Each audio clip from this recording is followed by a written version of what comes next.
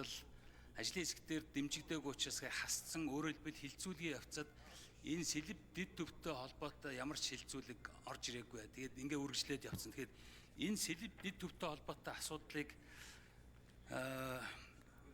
байнгын орон дээр асуусан.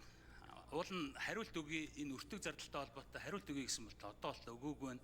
Тэгэхээр энийг дахиад асууя. Энэ сэлб дэд төвийн барилгын өртөг нь одоо яг барилгын өртөг нь хэд байна? Дэд үтцийнх нь оруулал хэд байна? Газар нь оруулал хэд байна? Тэгээ энэтэй холбогдуулаад дэд үтцийнх нь хөрөнгө оруулалтын дүн нь газар чөлөөлөлтөй холбоотой дүнгийн энэ мэдээллийг өгөөж дээр нь нэмээд энэ төслөөс хэдийн хэмжээний ашиг бий болж газрыг дахин төлөвлөх болон гэр хорооллын хөгжлийн санд одоо хэдээр нэмэгдүүлэхээр төлөвлөж байгаа юм. Дараагийн нэг асуулт нь болохоор энэ барилгатай холбоотой төслүүдийг хятадын 1, 2 болон 3-ын 1-р багцуудыг болохоор хятадын компаниуд өгсөн байгаа. Тэгээд Монголын 4 компанид энэ төслийг өгсөн юм билээ. Тэгэхээр Morisoft Construction, Нутгийн буян, Монкон, Professional Stroy гэдэг ийм 4 компанид энэ орон сууцтай холбоотой гэрээ хийгдсэн билээ. Тэгэхээр энэ 4 компани дээр нийслэлийн удирдлагуудтай холбоотой одоо компани байгаа юу? Энэ дээр ямар нэгэн ашиг сонирхлын зөрчил үүссэн асуудал байгаа юу гэдэг ийм асуултууд байна. Тэгээд тодруулъя.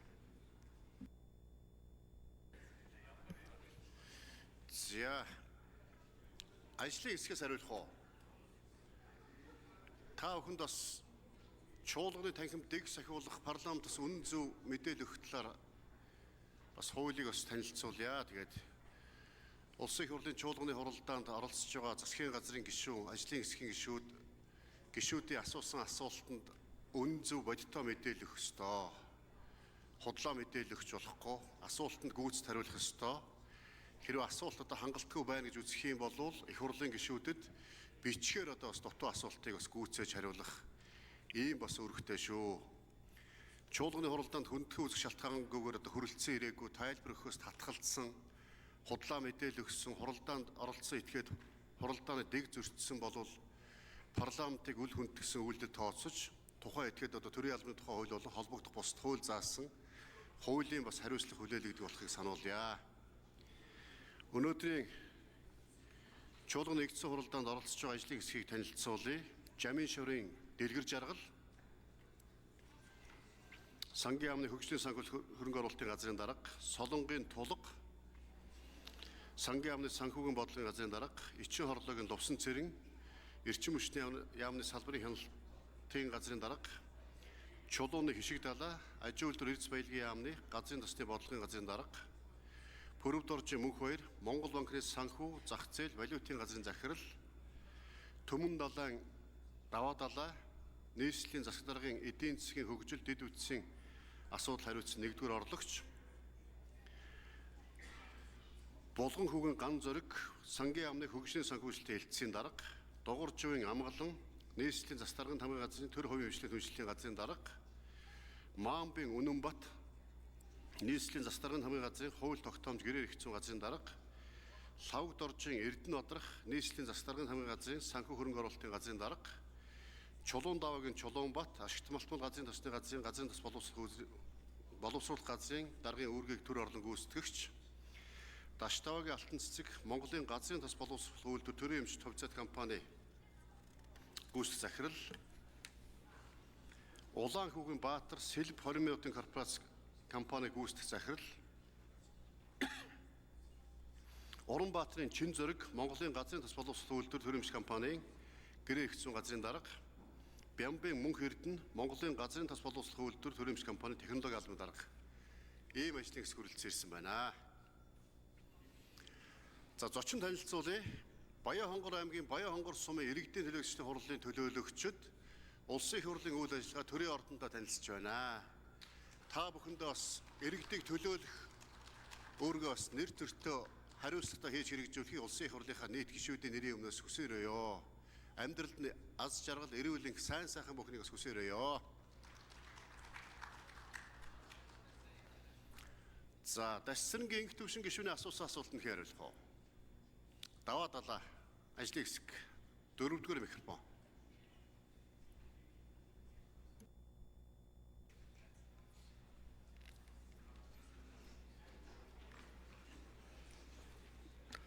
За эрхэм гишүүдэд энэ өглөөний мэндийг хүргэе. За их төвшин гишүүний асуултанд хариулъя. Нийслэлийн засаг дарга 1-р орлогч Даваадлаа. За гишүүний асуултанд сая 2 хоногийн өмнө албан бичгээр танд хариу өгсөн юм байна. Албан бичгийнх нь юу н цахимаар болон шуудангаар явсан гэд бичгийг нь бол авцсан байж байна. За сэлб төслийн хувьд болохоор нийт хөрөнгө оруулалтын зардал талдаа 2 их найд 185 тэрбум 083 тэрбум төгрөгийн бол борлуул зарлага төлөвлөж нийт борлуулалтын орлогыг энэ оны 5 сарын сүүлээс эхэлж борлуулалт хийхээр төлөвлөөд одоо ажиллаж байгаа. За борлуулалтын орлогоор нийт 2 их найд 647.74 тэрбум төгрөгийн бол борлуулалтыг орлохоор бол төлөвлөж байгаа. За сэлб 20 минутын хот төслийн хувьд болохоор одоо нийслэлийн Улаанбаатар хот дээр орон сууцлуудын корпорац дээр борлуулалтын төлөвлөгөөг журам баталж нийслэлийн иргэдийн төлөөлөгчдийн хурлаар баталсны дараа 2026 оны эхний улиралтаа буюу за 5 сарын сүүлээр чадахгүй 6 сарын ихээр бид нар борлуулалтыг эхлүүлэхээр бол төлөвлөж байна. За нийт 8575 өрхтөөр 113 блок дээр бол борлуулалтыг хийн. Дундаж метр квадрат 61.72 метр квадрат, дундаж орон сууцны үн 1 метр квадратыг 4 сая 810 мянган төгрөгөөр борлуулахаар одоогийн бизнес төлөвлөгөөнд төлөвлөгдөөд явж байгаа. За зах зээлийн үн болон бизнес төлөлтөд уялдуулаад бид нар улирал болгон сэлб 20 минутын хот дээр бол бизнес төлөвлөгөө зах зээлийн үнэтэй болон судалгааг бол шинжилээд явж байгааг бас дуулах нь зүйтэй ах. За газар чөлөөлтөн дээр одоогийн байдлаар 392 тэрбум төгрөгийн зардал гарсан гэсэн юм тооцоо байж байгаа. За баярлалаа. За инх төвшин гишүүн тодруулж асууя. За уучлаарай, би бас сая Одон туяа гишүүндээ төрсөн өдрийн мэндчилгээ дэвшүүлэхдээ овгийн буруу дуудсан юм шиг байна гэдэг жоохон хэлхий бас уучлаарай тэгээд манай Салдангийн Одон туяа гишүүндээ төрсөн өдрийн мэндийг одоо дахин дэвшүүлье. Бас овгийн буруу дуудсандаа хүчил өчьё танаас. За инх төвшин гишүүн тодруулж асууя. Би нөгөө сүүлд нь асуулт байсан нөгөө энэ Монгол 4 компани байгаа. Нутгийн буян, Moncon Construction, Morin Soft Construction, Professional Stroy гэдэг энэ 4 компани тендерт ялсан байгаа. Тэгэд энэ компаниудад нийслэлийн удирдлага холбоотой болон хамааралтай ийм компаниуд байгаа юу гэдэг асуултанд хариулж өгөхийг хүсье. Дээр нь метр квадрат талбайн өртөг тэгээд дид үтцийн газар чөлөөлт 392 тэрбум гэж ойлголоо. Яг энэ дид үтцтэй холбоотой хөрөнгө оруулалт нь хэдийн тэгээд метр квадратын өртөх нь зөвхөн барилгын өртөх нь одоо хэд болж байгаа юм. Дид үтц нь ороод газар нь ороод гэж тооцвол ямар өөр дүнгууд байгаа энэ талаар мэдээлэл өгөөч.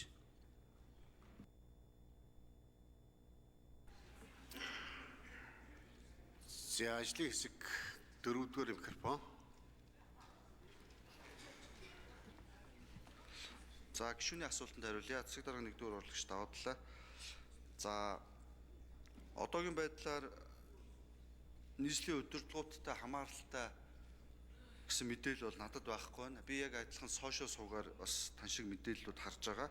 За энэ талаар бол бид нар бол нягтлаад одоо ямар компаниуд албан ёсоор ямар эзэмшигчтэй байгаа танд нэмээд бас бичгээр өргүүлье. Тань дээр би бас сая өмнө 2 өдрийн өмнө албан бичгээр өгүүлсэн бичгийг бас давхиж Viber-аар явууллаа. За юун дээр зардлын хувьд болохоор 1 метр квадратыг дотор тогтчлолтойгоор 4 сая 124 мянга 669.156 төгрөгөөр бол одоогийн байдлаар бол төлөвлөөд ингэ явж байгаа юм байна. Борлуулалтыг бол түрүү хэлсэн дундаж үн 4 сая 810 мянгаар борлуулахаар бол төлөвлөөд ажиллаж байна. За Дастрингийн инх төвшин гишүүн тодруулж асууя.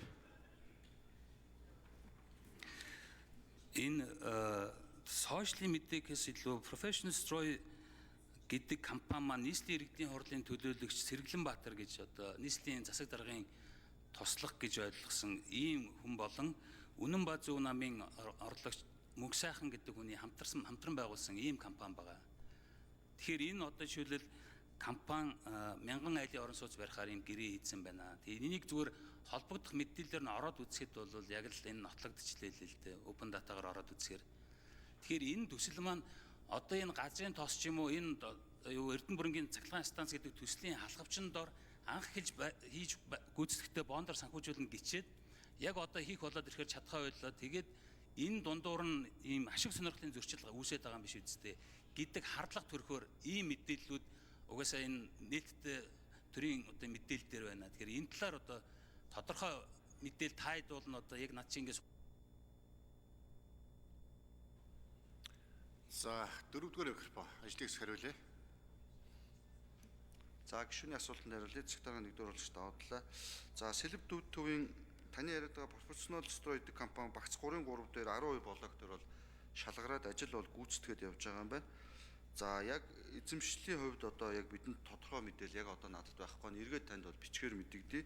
За Сэргэлэн Баатар гэд бол нийслэлийн засаг даргын бол туслах биш. За одоогийн байдлаар бол нийслэлийн эрдийн төлөөлөгчтэй хурлын төлөөлөгч байж байгаа. Өнөөдөр бас яг одоо 10 цагаас нийслэлийн эрдийн төлөөлөгчтэй хурлын Монгол Ардын намын бүлгийн хурал бас хуралдаж байгаа учраас өндөр засаг дарга бол ирж чадсангүй.